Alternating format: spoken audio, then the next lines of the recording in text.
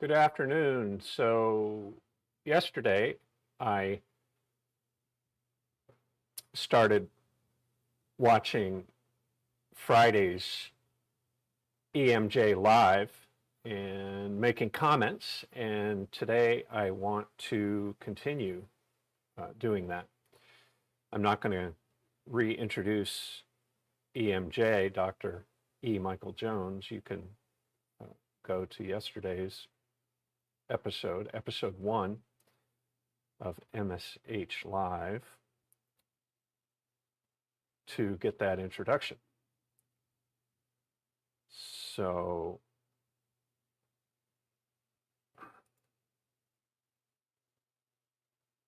here we are,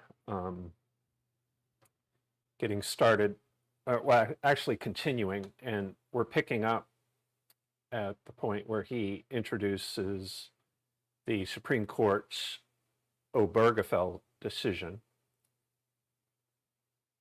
which they released on the 26th of June a number of years ago. I don't remember the year, but I remember the date because it was my, and is, my wedding anniversary.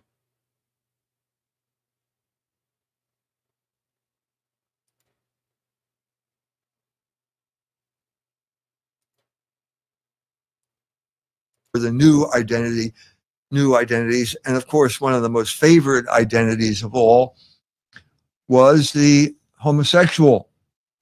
And this rose to fame until reaching the high point of homosexual identification, which I would say was 10 years ago, when the Supreme Court handed down its Obergefell decision, striking down, enabling a man to marry another man.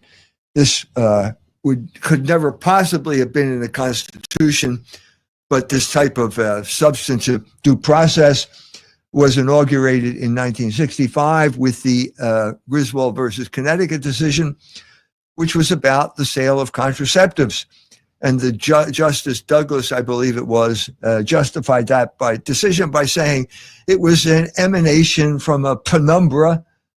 A penumbra is a half shadow, which he saw in the Constitution. In other words, he made it up completely out of whole cloth. Okay, the Obergefell decision prompted Justice Thomas to talk about the fact that there's no basis in reality for this. First of all, there's no basis in nature for this. A man can't marry a man. That's not what marriage is. They were claiming this because the homosexual wanted some type of respectability, which his behavior did not merit. That's simple. And since all decent people get married. So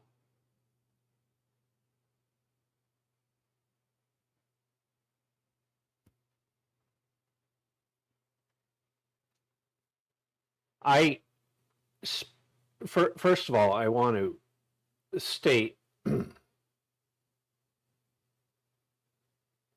emphatically and very clearly that I don't hate homosexuals.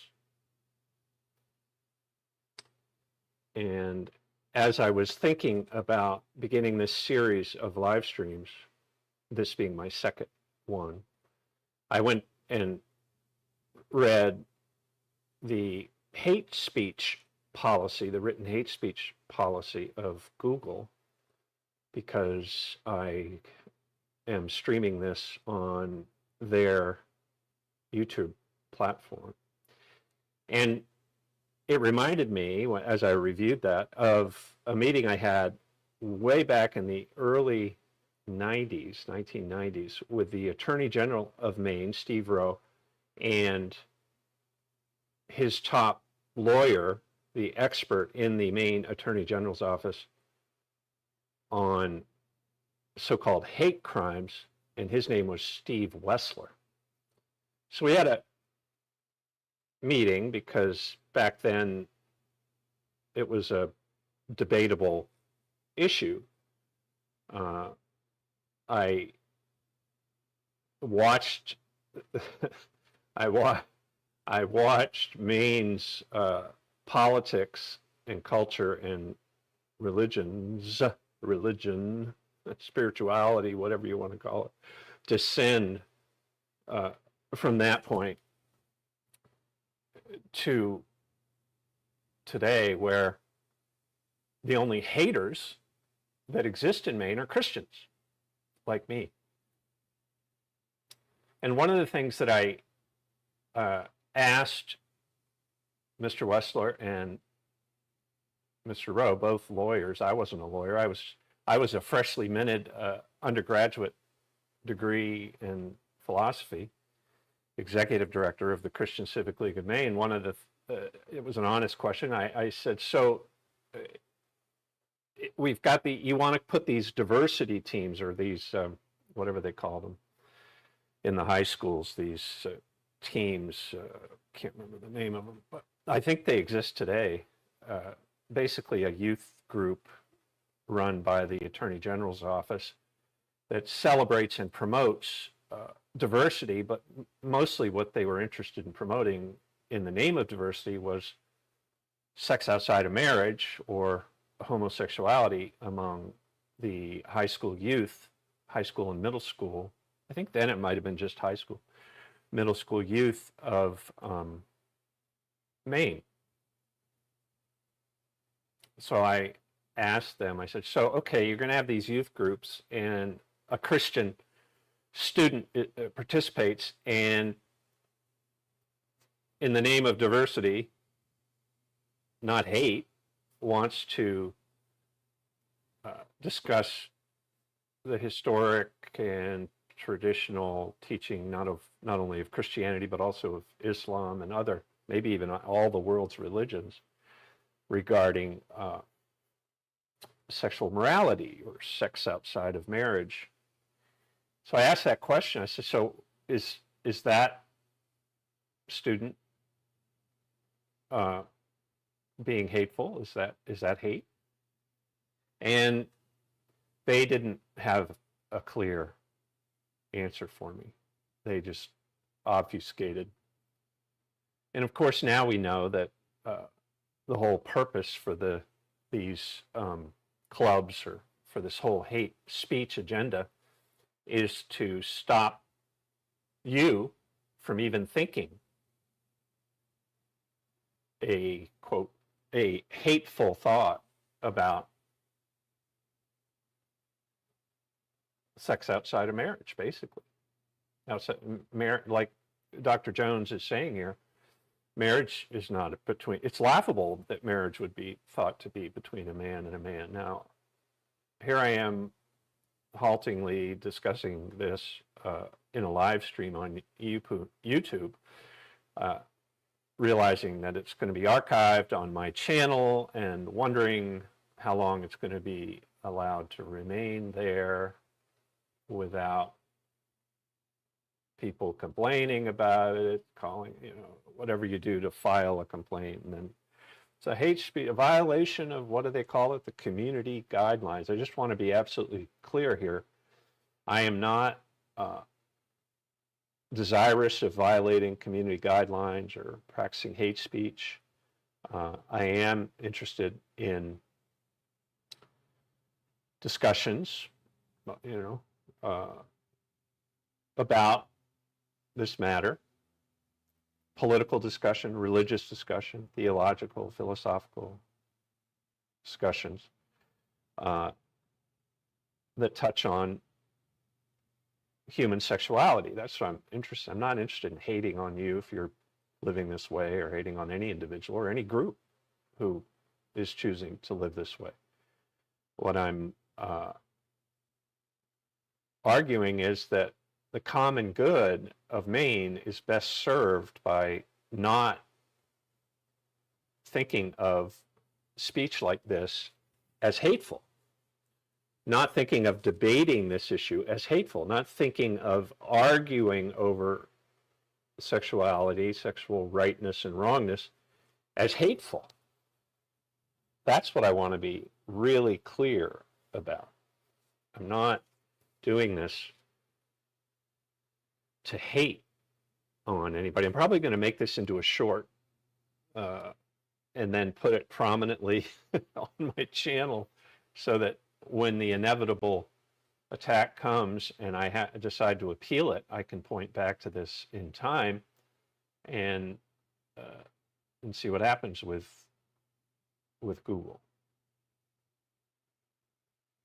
Because I think this, is really important with the whole woke issue becoming a major bone of contention in politics during the last presidential election, and now it's a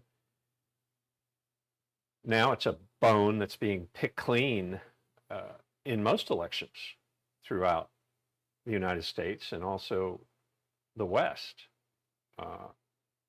It's certainly not settled.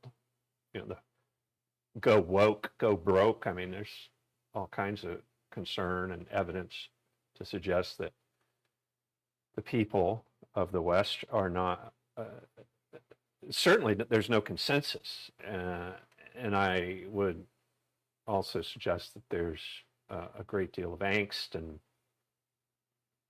concern with this. So, continuing on with Dr. Jones.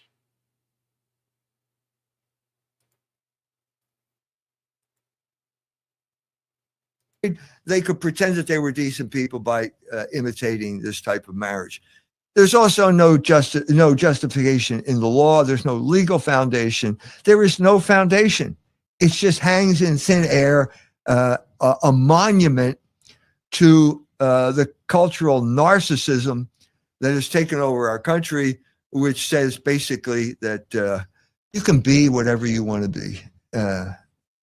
This was reached its culmination in some respect in Planned Parenthood versus Casey, the mystery clause in which Judge Kennedy says that the essence of being an American is defining your own being. No one defines his own being. God defined our being when he created us, and there's not anything that we could do about it. So oddly enough, we're still talking about this. 10 years almost to the day, I would say literally to the day of handing down the Obergefell decision, we had an interview posted on the internet between Reverend James Martin, the foremost Jesuit proponent of homosexuality in this world, and Pete Buttigieg, the man who's responsible for the destruction of American identity in South Bend, Indiana. The trajectory was pretty clear. After you had a parade in the beginning to celebrate the 4th of July, and then at a certain point, because of the civil rights movement, every parade had to be a gay pride parade. At that point, decent people stopped going to parades. I'm not going to celebrate someone's perverted identity, and that's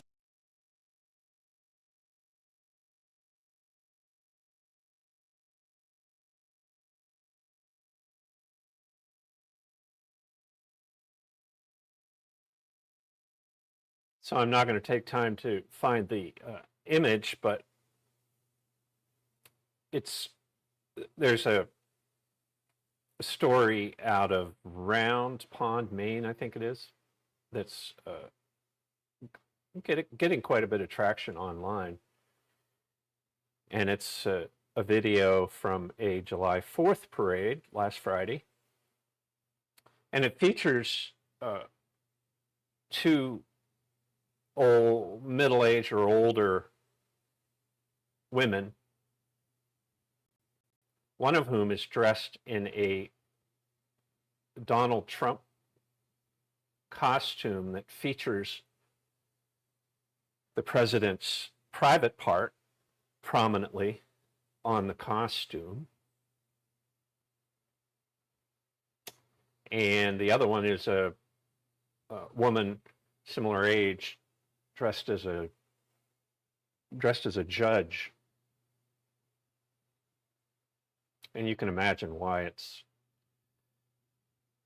the video is making the rounds online. It's because of the choice of these politically motivated women, being kind, to choose this sort of sophisticated way to write, to troll the good people of Maine. And when I say sophisticated, because she's not naked, but she's wearing clothes, so maybe legally she can get away with it. But the point of the costume is to show off the president's private parts. And I don't know. I mean, this whole, so that's my wife pulling into the garage. So I'll just keep talking while she walks behind me. But Dr. Jones started by talking yesterday when I played at the beginning of this podcast. He started by talking about the July 4th parade from 40 years ago in South Bend, Indiana. And now he's talking about the July 4th parades of today, which have we've arrived at a point where the people who are offended by this, the presence of this raunchiness in our culture, they just stay away from the parades now. They don't go. I'm one of them. I have no interest. I stopped being interested in parades a long time ago. Just like I stopped the big pharma ads on cable television just decades ago. I got sick to death of it and decided to stop paying for a cable subscription. So I don't know what to say about this Maine July 4th parade on Friday. It's just really that we've reached this point where in order to make political points, we have to descend to this level of offense, level of really hate, right? I mean, now the woman wearing that costume featuring Donald Trump's private part is all about love, right? We're all about love. I'm the hater. Anyone who would look at that costume and be offended is the hater. None of this is totally unhinged from reality. Go woke, go broke. But it's not a business thing. It's not just that we're going broke in the sense of money or business. Maine has gone woke to the point where we don't have an identity anymore in Maine. Our only identity is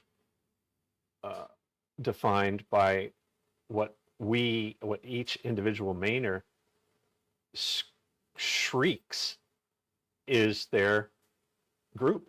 Like, I'm a Christian, or I'm a Muslim, or I'm a Somalian, or I'm a black, or I'm a white, or I'm a gay, or I'm a straight, or I'm a, right? That's our identity. And we shriek it.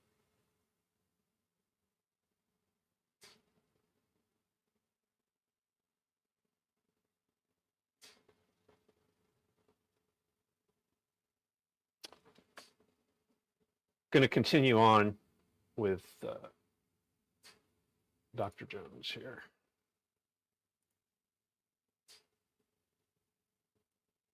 That's precisely what happened in South Bend. So the decent people, once Pete Buttigieg became mayor, decent people started to shun the South Bend, downtown, any type of public observance, because there was no, if that's a case, if that's a legitimate identity, in other words, homosexuality, there is no identity. We don't have identity as Americans. We have identity that is granted to us by oligarchs if we conform to their pattern of behavior, the one that they promote. And certainly sexual liberation is one of those patterns because it's a form of control. So here we go again. 10 years later, this interview takes place. No mention of Obergefell, but there is this curious kind of cryptic passage in the middle of the interview. So Father Martin says, do you get a lot of pushback from people who say gay people can't be religious or gay people are an abomination? How do you deal with that? Buttigieg responds, there was a whole press conference of people denouncing me and many of them doing it on a religious basis. A few years later, one of the pastors that hosted that press conference on the steps of that church approached me and apologized and had gone, this is incoherent, whatever growth he had gone to and had come to a place where he understood the relationship between who I was and what his faith was. Of course, not everybody took that trajectory. Martin, someone had a press conference after you came out? Who was organizing this anti-gay press conference? Buttigieg, I'm sure you can still find it online. There was a pretty well-known, far right Catholic figure who was actually living on my block. Martin says, I think I know who you mean. Do you know who they mean? It's me. I'm flattered that a press conference I held 10 years ago is still this bone that's stuck in Pete's craw. And he can't go into public without mentioning this far. How many fars do you have to do here to discredit me? Far right Catholic figure who lives on his block. Yeah, he lived on my block. He grew up 3 houses down from me, who has been, as I said, been living here for 46 years now. And over the course of that time, I had 5 children. And during that period of time, Pete, who fits right in the middle of those 5 children, I didn't know he existed. He never showed up. He didn't play with anybody on the block. He just was a classic kind of kitchen window child who observed the world from inside his house while listening to his father, Joe Buttigieg, the man who mainstreamed Antonio Gramsci and Michel Foucault at the University of Notre Dame, talk to faculty members about revolutionary politics. Okay? Now,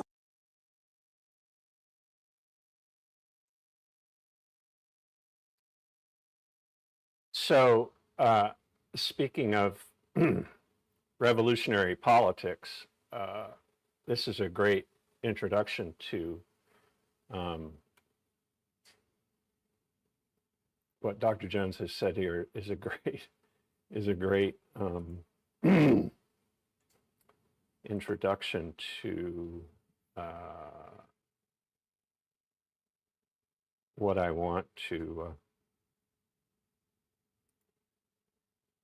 I'm just trying to set up this screen here so that I can tell the story with some images.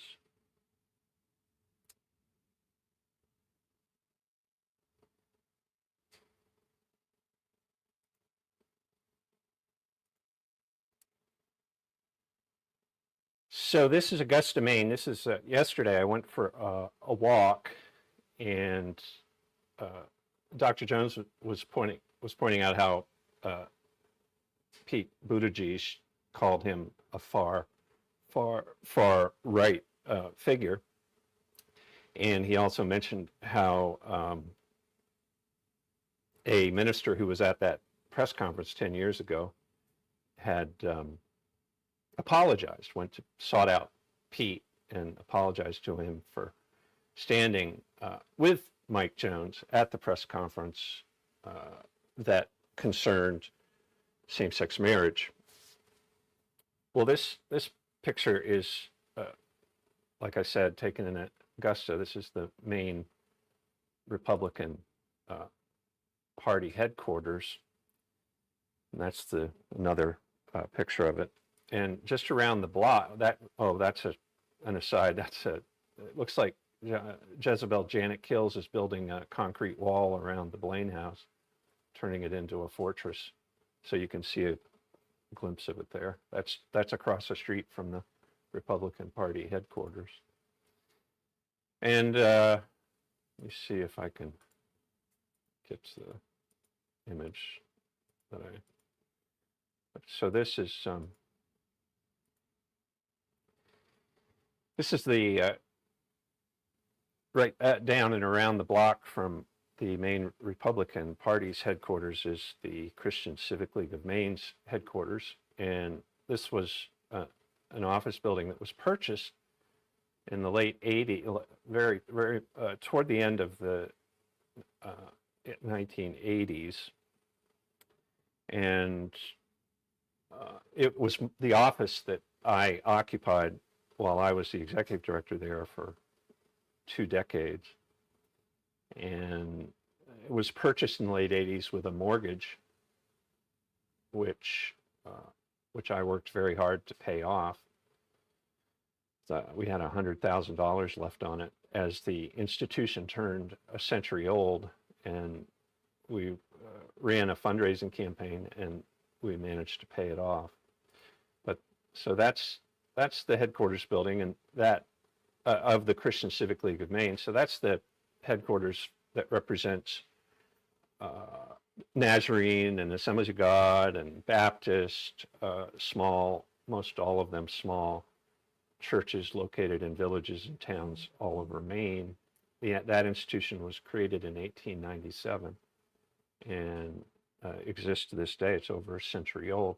Looming in the back there, threatening to fall on the Civic League headquarters building and smash it to bits, is the federal building. That's the tallest building in Augusta. So kind of poetic that the national government is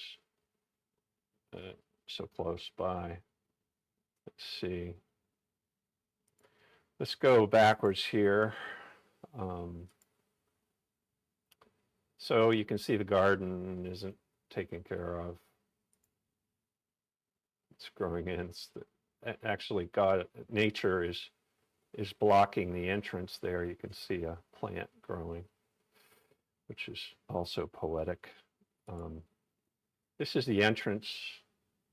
That door used to be a beautiful red to remind us of the blood of Christ. It's faded to nothing at this point. You can see around the door, that it's rotting. No one seems to care. This is the back. That's also rotting. And you can see the steps the sidewalk is sinking. So I think this is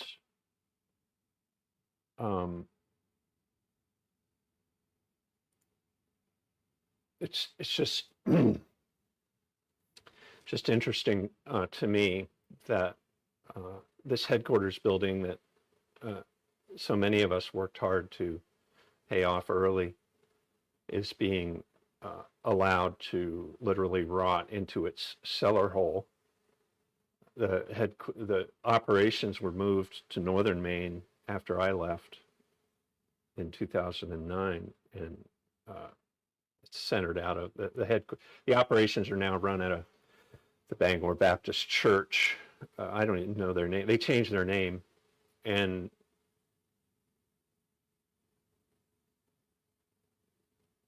this building is named in honor of the executive director who James Benjamin Bubar Jr.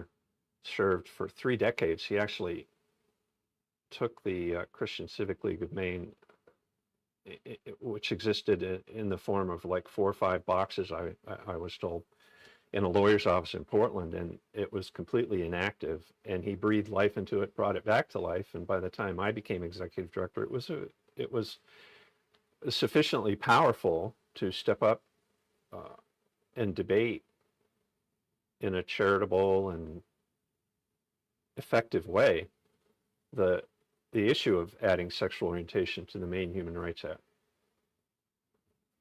And it was Ben Bubar who deserves most of the credit for resurrecting the old prohibition group. It was started to support the idea that Maine should prohibit the sale, distribution, and consumption of alcohol back in 1897. And then when the Prohibition Amendment to the National Constitution was repealed in the early 1930s, the ministry weakened, and that's how it came to be 4 or 5 boxes in a lawyer's office in Portland. And Ben Bubar was able to resurrect the group and focus on gambling as well as alcohol, drunkenness primarily, and reconnect it to the churches and in an effective way, running the operations out of Waterville, Maine then. To the point where when I had the privilege, the blessing of leading the ministry, we were able to resist the woke agenda effectively. And we ended up being recognized internationally for our political effectiveness. And we rooted our argument in religion, specifically in evangelical Christianity, but maybe not so, rooted in that as it was in a more philosophical argument related to sexual orientation and Christianity, because we were able to make common cause with Catholic laity through the leadership of Paul Medore during those years. And so we forced the woke folks in Maine to spend a lot of money and lose a lot of years in achieving their goals. And in order, what they decided to do strategically to win was spend a lot of money and make me the issue. And so they made me so toxic that our donor base and our churches had no choice but to distance themselves from me, to the point where I resigned, and I was followed by a smart, many ways good man named Carol Conley, who served up until this year. In fact, just finished up last week, or I don't know, recently, June, I think. And now they have a new executive director.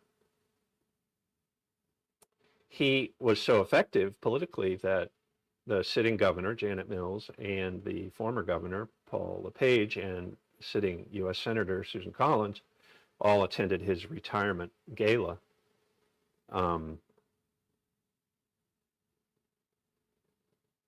There was no possible way for me to remain in that post, because the only political path forward for the Christian Civic League of Maine at the time of my resignation was to find some way to soften the stance in the sexual orientation debate. We were still winning when I resigned. We, in fact, that fall won a statewide debate on same-sex marriage. But in the previous election cycle, we had finally, after a number of victories, lost the debate over whether sexual orientation should be added to the Human Rights Act. And that loss started Maine in the direction where Christianity had to find some modus vivendi with on that issue. in order to remain relevant politically. So it's, it was complicated, and I haven't held a grudge, never have held a grudge. When I resigned, I knew full well what was happening. Had the opportunity to go down the street and put out a shingle like Baptist churches always do, and when there's a division, and open up a new ministry, open up a competition or whatever. But I decided not to do that. I decided to go do something else. I left politics, but I continued to speak out online. Continue to do that to this day.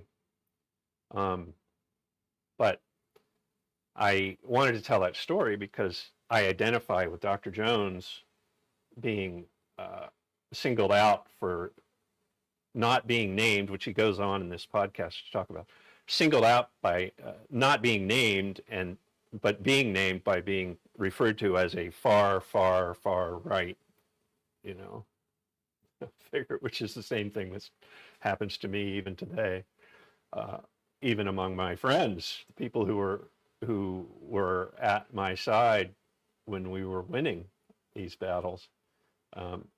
They all went away a long time ago and have concluded that I'm far, far, far right. So, which is fine. I get it. I mean, politics, religion, these are really important matters, and in fact are well worth the fight, right? Well worth the controversy and the fight and the difficulty.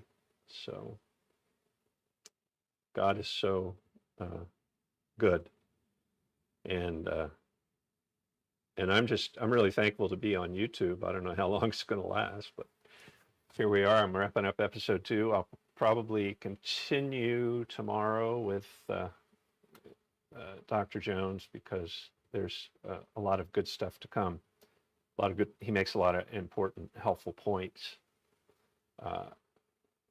for folks who want to figure out why the Epstein list doesn't exist, or did exist, or videos did exist or didn't exist, or don't, or what is going on, right? So we're all trying to figure it out. So thanks for tuning in, and if you're interested in more, you can always go to my website, michaelheath.org. If you want to throw in $1 or $2 to help me pay for my subscriptions to do this, I'd appreciate it, but I'm not running any expensive crusades at the moment, so I'm not really in fundraising mode. But if you would like to throw in a little bit to help me out, I'd appreciate it. You can do that at michaelheath.org, and I will be back tomorrow, midday, with another live stream. So God bless you. Have a great afternoon.